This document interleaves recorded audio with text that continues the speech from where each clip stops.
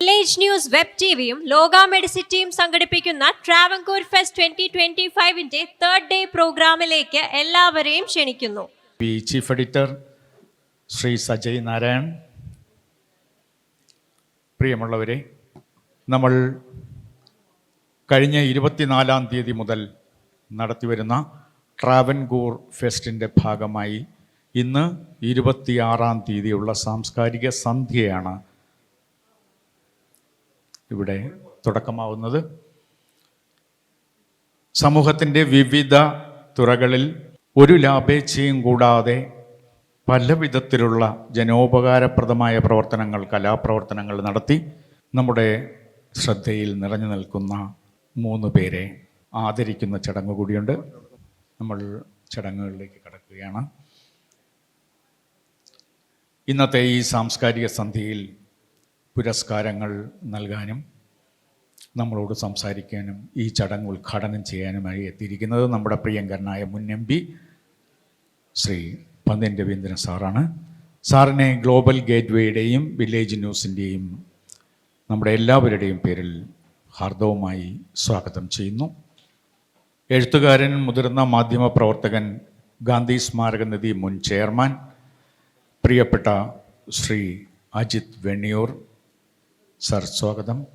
രാഷ്ട്രീയ നിരീക്ഷകൻ, novelist, frat രക്ഷാധികാരി ശ്രീ MS വേണുഗോപാൽ സാർ, സ്വാഗതം. നന്മ സംസ്ഥാന ജനറൽ സെക്രട്ടറി ഒഡൈസ സുരേഷ് സാറിനും സ്വാഗതം. സിനിമാ പിന്നണി ഗായകൻ, നമ്മൾ ഇന്ന് ആദരിക്കുന്നവരിൽ നമുക്ക് പ്രിയപ്പെട്ട ശ്രീ PK സുനിൽകുമാർ, സ്വാഗതം സർ. കലാനിധി കൾച്ചറൽ ഹെറിറ്റേജ് ട്രസ്റ്റിൻ്റെ ചെയർപേഴ്സണും മാനേജിംഗ് ട്രസ്റ്റിയുമായ പ്രിയപ്പെട്ട ശ്രീമതി ഗീത രാജേന്ദ്രൻ കലാനിധി ചേച്ചി, സ്വാഗതം. ബെസ്റ്റ് എംപവർമെൻറ്റ് പുരസ്കാരത്തിന് വില്ലേജ് ന്യൂസ് TV തിരഞ്ഞെടുത്തിരിക്കുന്ന പുത്തൻകാല ബിസിനസ്സിൻ്റെയും മറ്റ് പ്രവർത്തനങ്ങളുടെയും സജീവ സാന്നിധ്യം അറിയിക്കുന്ന ഡോക്ടർ സജു സക്സസ് സർ, സ്വാഗതം. നമ്മുടെ പ്രിയപ്പെട്ട മുൻ women's college principal advocate professor Ramabai teacher, സ്വാഗതം. നമ്മുടെ ഫെസ്റ്റിവൽ ഡയറക്ടർ, വില്ലേജ് ന്യൂസ് TVയുടെ ചീഫ് എഡിറ്റർ പ്രിയപ്പെട്ട സജയ് നാരായൺ സാറിനും സ്വാഗതം. ഇന്നിവിടെ എത്തിയിരിക്കുന്ന എല്ലാവരെയും ഒന്നുകൂടി സ്വാഗതം ചെയ്തുകൊണ്ട് അധ്യക്ഷനായ സജയ് നാരായൺ സാറിനോട് 2 വാക്ക് സംസാരിച്ച് തുടങ്ങാനായി ഞാൻ അഭ്യർത്ഥിക്കുന്നു. ഏറ്റവും ആദരണീയനായ നമ്മുടെ മുൻ MPയും ജനകീയനുമായ നമ്മുടെ സ്നേഹനിധിയായ പന്ന്യൻ രവീന്ദ്ര സാർ, നമ്മുടെ ക്ഷണം സ്വീകരിച്ച് ഇവിടെ എത്തിച്ചെന്ന Mathrubhumi executive editor Pramesh Kumar sir, അതുപോലെ തന്നെ മുതിർന്ന മാധ്യമപ്രവർത്തകനും എഴുത്തുകാരനുമായ അജിത് വെണ്ണിയൂർ സാർ, ഫ്രാറ്റ് രക്ഷാധികാരിയും രാഷ്ട്രീയ നിരീക്ഷകനുമായ MS വേണുഗോപാൽ സാർ, അതുപോലെ അവാർഡുകൾ ഏറ്റുവാങ്ങാൻ വന്ന കലാനിധിയുടെ Geetha Rajendran ma'am, doctor Saju success, professor Ramabai ma'am, എല്ലാവരെയും ഈ വേദിയിലേക്ക് സ്വാഗതം ചെയ്യുന്നു.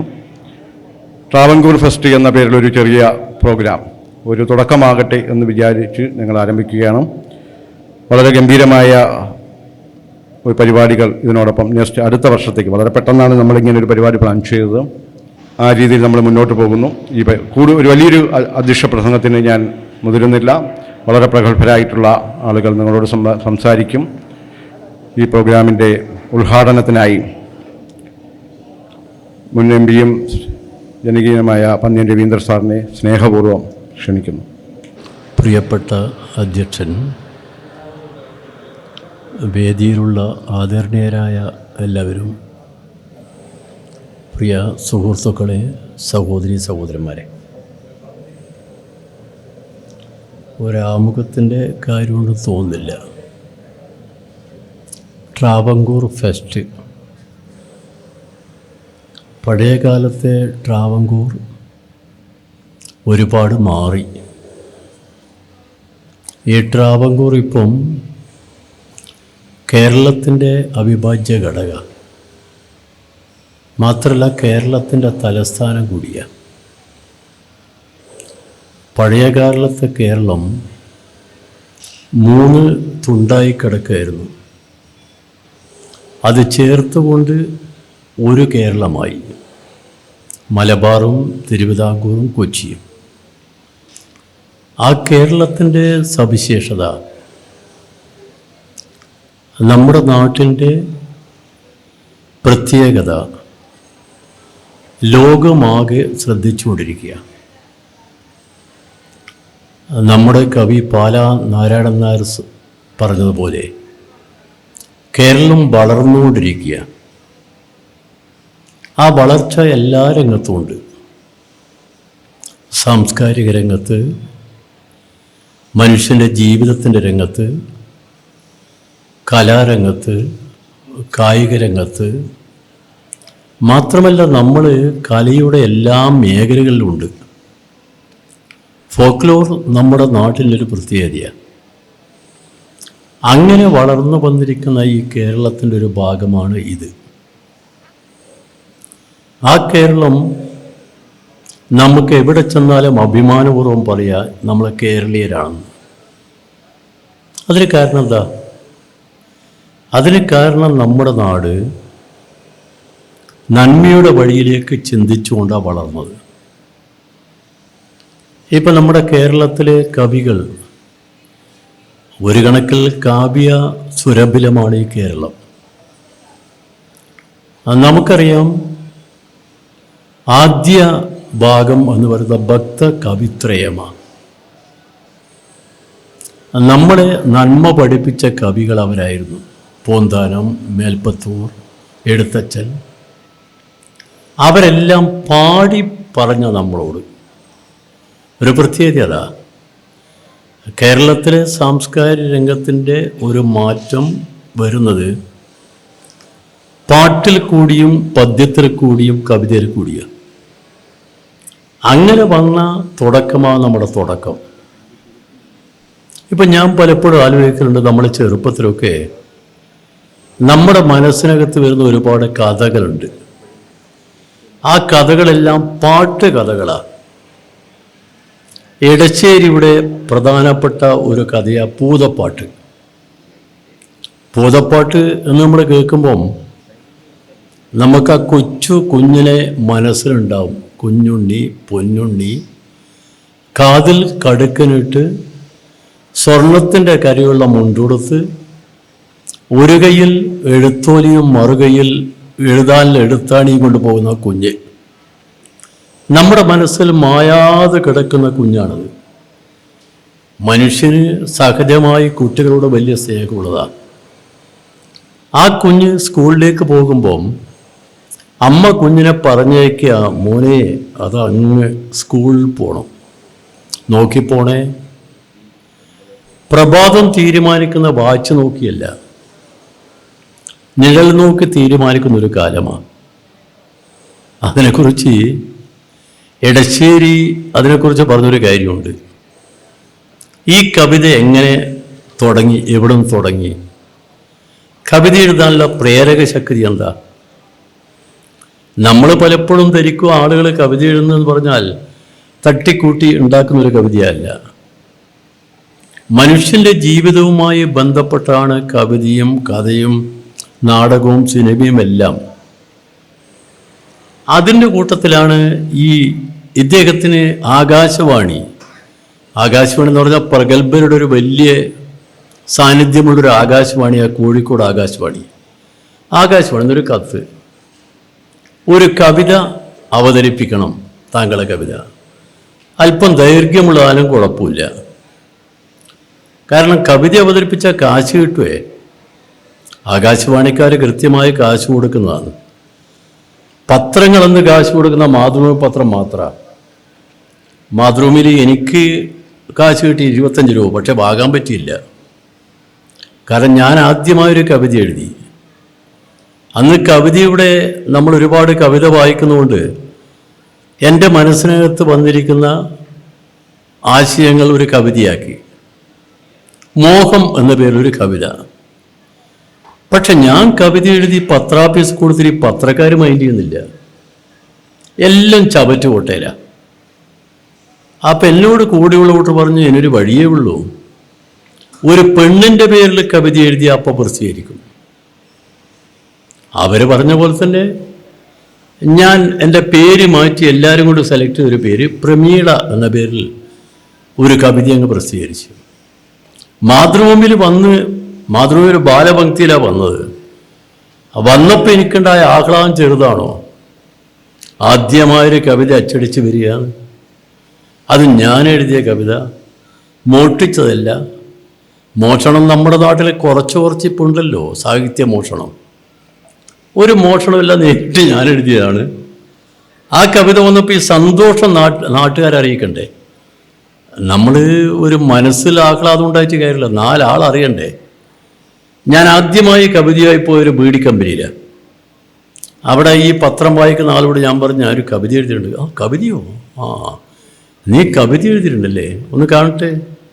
നോക്കുമ്പം പ്രമീള എന്ന പേരില്ല. അപ്പം തന്നെ അയാൾ പറഞ്ഞു, പോടാ, ഏതോ ഒരു പെണ്ണെഴുതിയ കവിതയും തോളിൽ വെച്ച് നടക്കുന്നു, നാണമുണ്ടോ എനിക്ക്? അപ്പം കവിത എഴുതിയതും പ്രസിദ്ധീകരിച്ചുമല്ല, നാട്ടിൽ അധിക്ഷേപം കൂടുതൽ. അതിൻ്റെ പേരിൽ എനിക്ക് 25 രൂപ എമ്മ വന്ന്, മാതൃഭൂമി കൃത്യമായിട്ട് വന്നു. പക്ഷെ എനിക്ക് വാങ്ങാൻ പറ്റുമോ? ഇല്ല. കാരണം എന്താ? ഞാൻ പ്രമീളയല്ല, അതുകൊണ്ടോ വാങ്ങിയില്ല. ആദ്യത്തെ കവിത അങ്ങനെയായിരുന്നു. ഞാൻ പറഞ്ഞ മലയാളികൾ മിക്കവാറും അവർ മനസ്സിനകത്ത് ഈ കവിതയായിട്ട് വരുന്ന ആളുകളാണ്. ഞാനിപ്പോൾ എൻ്റെ ചെറുപ്പത്തിൽ എൻ്റെ അമ്മ സംസ്കൃതം പഠിച്ചിരുന്നു. എനിക്ക് ചെറുപ്പത്തിൽ പറഞ്ഞു തരുന്നത് എന്താണെന്ന് പറഞ്ഞാൽ രാമായണവും മഹാഭാരതവും കഥകളൊക്കെയാണ്. അങ്ങനെ കഥകൾ പറഞ്ഞു തരും മാത്രമല്ല, എന്നെ എഴുതാൻ പഠിപ്പിച്ചത് അമ്മയാണ്. 3 വയസ്സാകുമ്പോഴേക്ക് ഞാൻ കൃത്യമായി മലയാളം എഴുതാൻ പഠിച്ചു. അമ്മ പറയും ഒച്ചത്തിൽ വായിക്കാൻ. ഞാൻ ഒച്ചത്തിൽ പേപ്പർ വായിക്കാൻ തുടങ്ങി. അപ്പം നമ്മളൊന്ന് മനസ്സിനകത്ത് കടന്നു വരുന്ന പ്രധാനപ്പെട്ട കവിത എന്താ? എഴുത്തച്ഛൻ്റെ രാമായണം. രാമായണമാണല്ലോ നമ്മൾ മലയാളികൾ, അധ്യാത്മ രാമായണമാണ് മലയാളം, അതും കിളിപ്പാട്ടാ. ഈ രാമായണം എന്ന് പറയുന്ന കാവ്യം മലയാളികളുടെ മനസ്സിനകത്ത് മായാതെ കിടക്കുന്ന ഒരു കാവ്യമാണ്. കാരണം ആ കാവ്യത്തിൽ ഒരുപാട് പ്രത്യേകതയുണ്ട്. ആദ്യ കാവ്യം എന്ന് മാത്രമല്ല, എഴുത്തച്ഛൻ വളരെ ശ്രദ്ധിച്ച കാര്യം എന്താ? കേരളത്തിൻ്റെ മനസ്സ് ശരിക്കും പഠിച്ച ഒരു കവിയാണ് എഴുത്തച്ഛൻ. അത്രമാത്രം സൂക്ഷ്മമായ മനസ്സ് പഠിച്ചൊരു കവി വേറെ ഉണ്ടോയെന്ന് എനിക്കറിയില്ല. എഴുത്തച്ഛൻ അതുകൊണ്ടൊരു കാര്യം എഴുതി. എന്താ? രാമായണത്തിൻ്റെ മൂലകൃതി വാൽമീകി എഴുതിയപ്പം ഈ രാമൻ എന്ന് പറയുന്ന അവതാര പുരുഷനാന്ന് പറയുന്നേയില്ല. എഴുത്തച്ഛനത് പറയുന്നുണ്ട്. എന്താ കാരണം? കേരളത്തിൻ്റെ മനസ്സതായിരുന്നു. ആ മനസ്സിനോട് ചേർത്തുകൊണ്ടായി ഈ രാമായണം, അധ്യാത്മ രാമായണം, കിളിപ്പാട്ട് വരുന്നത്. അപ്പം രാമായണം ഇങ്ങനെ എല്ലാം അമ്മ പറഞ്ഞു തരുമ്പം എൻ്റെ മനസ്സിനകത്ത് ഉയർന്നു നിൽക്കുന്ന കഥാപാത്രമുണ്ട്. അതിലേറ്റവും പ്രധാനപ്പെട്ട കഥാപാത്രം രാമൻ, അതുപോലെ സീതയുമാണ്. സീത എന്ന കഥാപാത്രമുണ്ടല്ലോ, ആ കഥാപാത്രത്തെപ്പോലൊരു വ്യക്തിത്വം ലോക ചരിത്രത്തിൽ മറ്റൊരു പേരില്ല. എന്താ സീതക്കുള്ള പ്രത്യേകത? സീത എന്ന് പറഞ്ഞാൽ സ്ത്രീത്വത്തിൻ്റെ ഏറ്റവും വലിയ മാതൃകയാണ് സീത. സീതാദേവിയെ കട്ടുകൊണ്ടുപോയി അശോകവനത്തിൽ കൊണ്ടുപോയി രാക്ഷസി പോലീസുകാരുടെ കസ്റ്റഡിയിലാണ്. അപ്പോഴാണ് നമ്മൾ ഹനുമാൻ ചെന്ന് ഇറങ്ങിയത്. ഹനുമാൻ ചന്ദ്ര സീതയോട് പറയുന്നത്, ഭവതി, ഞാൻ രാമൻ്റെ സന്ദേശമായിട്ട് വന്നതാണ്. നിങ്ങൾ എനിക്കറിയില്ലല്ലോ, നിങ്ങൾ ആരാ? ഞാൻ ഹനുമാൻ. അതെനിക്കറിയില്ല. നിങ്ങൾ ആരാന്ന് എനിക്കറിയില്ല. ഞാൻ രാമൻ്റെ സന്ദേശമായിട്ട് ഇവിടെ എത്തിയിരിക്കുന്നത്. എങ്കിൽ ID കാർഡ് കാണിക്കുക. നമ്മളിപ്പോൾ ട്രെയിനിൽ പോകുമ്പം ടിക്കറ്റ് ഉണ്ടായാലും പറയില്ല ID കാർഡ് കാണിക്കുന്നു, ID കാർഡ് കാണിക്കുക. അങ്ങനെ മുദ്രമോതിരം കണ്ട് സീതയ്ക്ക് ബോധ്യമായി. അപ്പോൾ ആദ്യമായി ഹനുമാൻ പറയുക, ഭവതി ഒരു കാര്യം ചെയ്യ്, എൻ്റെ തോളിൽ കയറ്, ഞാൻ പറന്ന് അവിടെ എത്താം അയോധ്യയിൽ, രാമൻ്റെ അടുത്തേക്ക്. ഒരു സ്ത്രീക്ക് തൻ്റെ ഭർത്താവിൻ്റെ ശപഥത്തിൽ നിന്ന് തന്നെ തട്ടിക്കൊണ്ടുപോയി ഇത്രയും കാലം 7 മാസക്കാലം കൊണ്ടുപോയി ഒളിപ്പിച്ച് വെച്ച ഒരു സ്ത്രീക്ക് എന്താ തോന്നുക? ഭർത്താവിനെ ഇപ്പം കാണണമെന്ന സീത എന്താ പറഞ്ഞത്? സീത പറഞ്ഞ മറുപടി, അപ്പം രാവണൻ എന്നെ കട്ട് ഇങ്ങോട്ട് കൊണ്ടുവന്നു, നമ്മൾ തിരിച്ച് കട്ട് അങ്ങോട്ട് കൊണ്ടുവന്നു. എന്ത് ധർമ്മം അത്? നമ്മുടെ ധാർമ്മികതയുടെ ഏറ്റവും വലിയ വെളിച്ചമല്ലേ ആ ഭാഗം? സീത രണ്ടാമത്തെ കാര്യം പറയുന്നുണ്ട്, താങ്കൾ എന്നെ തോളിൽ കയറ്റി കൊണ്ടുപോകുമ്പം രാവണൻ മോശക്കാരനല്ലല്ലോ, വലിയ സൈന്യല്ലേ, അവരാക്രമിച്ചാൽ സ്വയം രക്ഷപ്പെടുമോ, എന്നെ രക്ഷപ്പെടുത്തുമോ? മൂന്നാമത്തെ ചോദ്യം, നിങ്ങൾ ഒരു പുരുഷൻ, ഞാനൊരാളുടെ ഭാര്യ, നിങ്ങളുടെ തോളിൽ ഞാൻ അയോധ്യയിൽ ചെന്നിറങ്ങിയാൽ എന്തായിരിക്കും സ്ഥിതി? എത്ര കൃത്യമായ അളവുകോൽ വെച്ചുകൊണ്ടാണ് വാൽമീകി ആ രാമായണം രചിച്ചിരിക്കുന്നത്. ഓരോ കഥാപാത്രവും, ഈ സീതയെക്കുറിച്ച് പറഞ്ഞാൽ തീരാത്ത ഒരുപാട് കാര്യം പറയാനുണ്ട്. സീതയെപ്പോലെ അത്രമാത്രം ഉത്കൃഷ്ടമായൊരു കഥാപാത്രം മറ്റൊരു സാഹിത്യത്തിലും ഞാൻ കണ്ടിട്ടില്ല. വാൽമീകി എന്ന് പറയുന്നത് അതൊന്നും നമ്മളെ ഒരു പ്രത്യേകത എന്താ? ആരാ വാൽമീകി?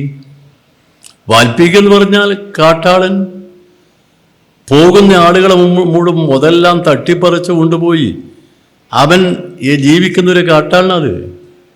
ആ വാൽമീകി മാനസാന്തരം വന്നിട്ട്, അതും 6000 വർഷക്കാലം തപസ് ഇരുന്നിട്ടാണ് അദ്ദേഹം വരുന്നത്. അങ്ങനെയുള്ളൊരു കഥാപാത്രത്തെ നമ്മൾ മുമ്പിൽ അവതരിപ്പിക്കുക. ആ കഥാപാത്രമാണ് രാമായണം എഴുതുന്നത്. അപ്പം നമ്മുടെ കൃതികൾ, ഭാരതീയ കൃതികൾ ലോകോത്തരമാകുന്ന അങ്ങനെയല്ലേ? ഇപ്പം ലോകത്തിൽ തന്നെ രാമായണത്തോട് കിടപിടിക്കാനുള്ള ഒരു സാഹിത്യം ലോകത്തിൽ ഏതെങ്കിലും ഉണ്ടെന്ന് എനിക്കറിയില്ല. ആദികാവ്യം എന്ന് മാത്രമല്ല, ഇപ്പം 323 രാമായണങ്ങൾ ഇപ്പോൾ ഉണ്ട്, പല പേരിലുണ്ട്. പക്ഷെ പല പേരിലുണ്ടെങ്കിലും എല്ലാത്തിൻ്റെയും സത്ത ഒന്നാ. അപ്പം നമ്മളെ പഠിപ്പിക്കുന്നത് കാവ്യത്തിൽ കൂടിയാണ് നമ്മളെ പഠിപ്പിക്കുന്നത്. നമ്മളൊക്കെ ചെറുപ്പത്തിൽ മണിപ്രവാള സാഹിത്യം ഉണ്ടായിരുന്നു, ഇപ്പോഴതൊന്നുമില്ല. നമ്മളെ സാഹിത്യത്തിൻ്റെ വഴിയിലേക്ക് നമ്മളെ നയിക്കുക. അങ്ങനെ നമ്മൾ പിന്നെ കുറേ കൂടി മാറിയല്ലോ. മലയാള സിനിമ വന്നപ്പോൾ നമ്മളെ മനസ്സിലുള്ള സിനിമയിൽ പ്രധാനപ്പെട്ട പാട്ട് ഏതാ? കായലരികത്ത് വലിയെറിഞ്ഞപ്പം വളകിലുക്കിയ സുന്ദരി, പെണ്ണുകെട്ടിന് കുറിയെടുക്കുമ്പോൾ ഒരു ഞെരുക്കിന് ചേർക്കണേ. നമ്മളൊക്കെ വളരെ ചെറുപ്പകാലത്ത് നമ്മളിങ്ങനെ പാടി കിടക്കുന്ന പാട്ടതാ. ഇപ്പോൾ പറയുന്നില്ല ഐ ലവ് യു എന്നൊക്കെ പറയുന്നില്ല ഇപ്പം ഇംഗ്ലീഷിൽ. ഇത് അരികിൽ നീ ഉണ്ടായിരുന്നെങ്കിൽ എന്ന് ഞാൻ ONV പറഞ്ഞു. അന്ന് കായലരികത്ത് വലിയെറിഞ്ഞപ്പം വളകിലുക്കിയ സുന്ദരി, പെണ്ണുകെട്ടിന് കുറിയെടുക്കുമ്പോൾ ഒരു ഞെരുക്കിന് ചേർക്കണേ. ഇന്ന് നമ്മുടെ നാട്ടിൽ എങ്ങനെയാ? നമ്മൾ കാവ്യരംഗത്ത് ഒരുപാട് മാറി. രമണന്റെ വരവോടുകൂടി കാൽപ്പനിക കാവ്യങ്ങൾ നമ്മുടെ നാടിനെ മിക്കവാറും മുഴുവനും കൈവശപ്പെടുത്തി.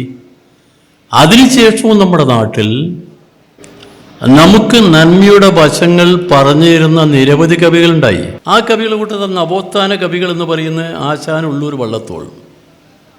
ആശാനെക്കുറിച്ച് പറഞ്ഞാൽ ആശാൻ ആശയ ഗംഭീരൻ. നമ്മൾ ചെറുപ്പത്തിൽ ആ പുഷ്പമേ അധിക തുങ്ങ പദത്തിൽ എത്ര ശോഭിച്ചിരുന്നൊരു രാറ്റ് കണക്കേനി. വീണ പൂവ് നമ്മുടെ മനസ്സിൽ നിന്ന് പോവില്ല. അതുപോലുള്ള ഒരുപാട് കാവ്യങ്ങൾ നമ്മുടെ നാട്ടിൽ കടന്നു വന്ന ഒരു കാലം. മലയാളികൾ ജീവിതം തന്നെ നമ്മുടെ നാട്ടിൻ്റെ അറിവിൻ്റെ വലിയ ഒരു കേന്ദ്രമാക്കി മാറ്റിയെടുത്ത്. അങ്ങനെയാണ് നമ്മൾ വളർന്നു വരുന്നത്. നമ്മളിപ്പോൾ കുട്ടികളോട് ജന്മി എന്ന് പറഞ്ഞാൽ ആരാന്ന് ചോദിച്ചാൽ കുട്ടിക്കറിയോ? ജന്മി എന്നുണ്ടോ? ഇല്ല. ജന്മിത്വം നമ്മുടെ നാട്ടിൽ നിന്ന് പോയി. ജന്മി എന്ന് പറഞ്ഞാൽ ആരാ? എന്തിനും അധികാരമുള്ള ജന്മിയാ. എൻ്റെ നാട്ടിൽ മലബാറിലൊരു ജന്മി ഉണ്ടായിരുന്നു, കരക്കാട്ടിടം നായനാർ. അത് പ്രഗത്ഭനായ ജന്മിയാ. 1000കണക്കിന് ഏക്കർ ഭൂമിയുണ്ട്, 1000കണക്കിന് മനുഷ്യർ അടിമകളെപ്പോലെ ജോലി ചെയ്യുന്നുണ്ട്.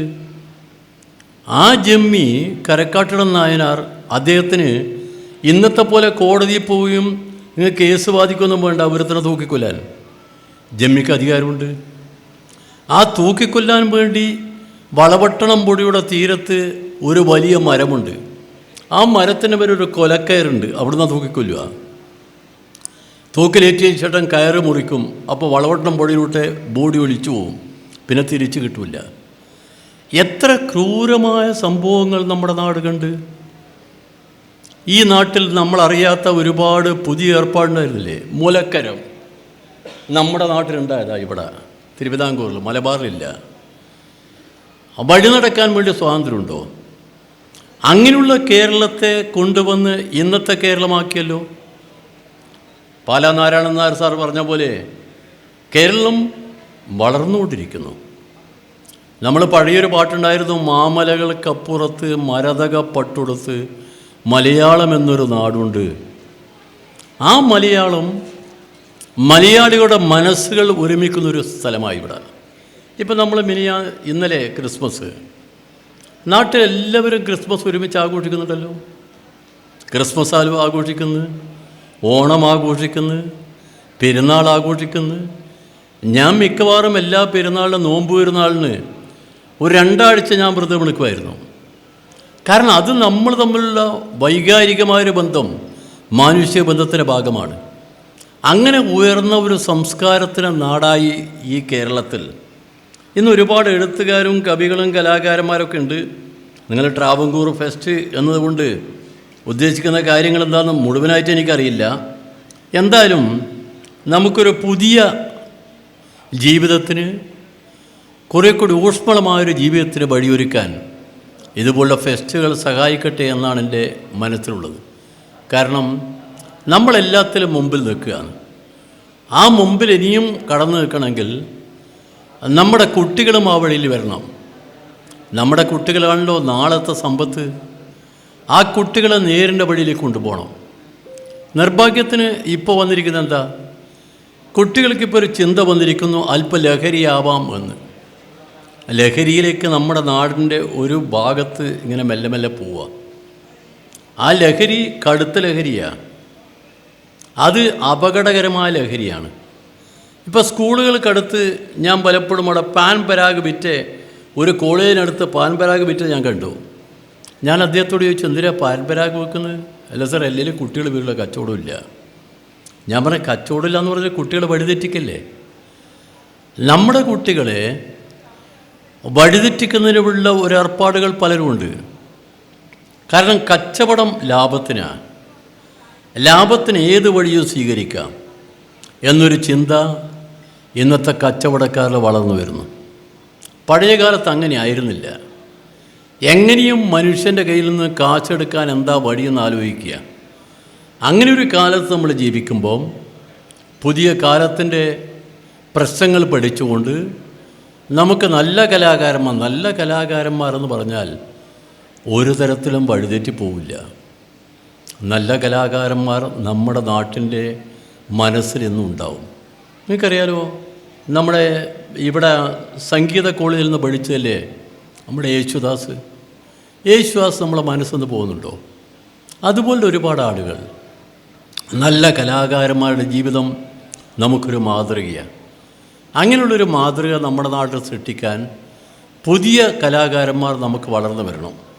ആ കലാകാരന്മാരെയും എഴുത്തുകാരെയും അതുപോലുള്ള ആളുകളെയും എല്ലാം വളർത്തിയെടുക്കാൻ ഇതുപോലുള്ള ഫെസ്റ്റിന് സഹായകമാവട്ടെ എന്ന് ഞാൻ ആഗ്രഹിക്കുന്നു. ഇവിടെ അവാർഡ് കിട്ടിയ ആളുകൾ ഇവിടെയുണ്ട്. ഇന്ന് സംഗീത സദ്യ നടക്കുന്നുണ്ട്. നല്ല സിനിമാ പിന്നണി ഗായിക പ്രമീള, PK സുനിൽകുമാർ ഒക്കെ സംഗീത സന്ധ്യ അവതരിപ്പിക്കുന്നുണ്ട്. ഞാനിങ്ങനെ പറഞ്ഞു നീട്ടിപ്പോയാൽ നിങ്ങളുടെ സംഗീതം അങ്ങ് പോവും. അതുകൊണ്ട് ഞാൻ നിർത്തുകയാണ്. ഈ പരിപാടി എന്തായാലും തുടക്കമാണ്. ഈ വർഷം നമ്മുടെ നാട്ടിൽ എല്ലാ വർഷവും കൃത്യമായി നടത്താൻ ഇത്തവണ നമുക്ക് തുടക്കത്തിലുണ്ടാവില്ലോ. സാധാരണ ഇതിലൊരു തുടക്കത്തിൻ്റെ ഒരു പ്രശ്നമുണ്ടല്ലോ, അത് കഴിഞ്ഞാൽ നമുക്ക് നേരെയാവും. ട്രാവൻകൂർ ഫെസ്റ്റ് 2025 ഒരു നല്ല വിജയമായി മാറട്ടെ എന്ന് ആശംസിച്ചുകൊണ്ട് ഞാൻ നിർത്തുന്നു. നന്ദി, നമസ്കാരം.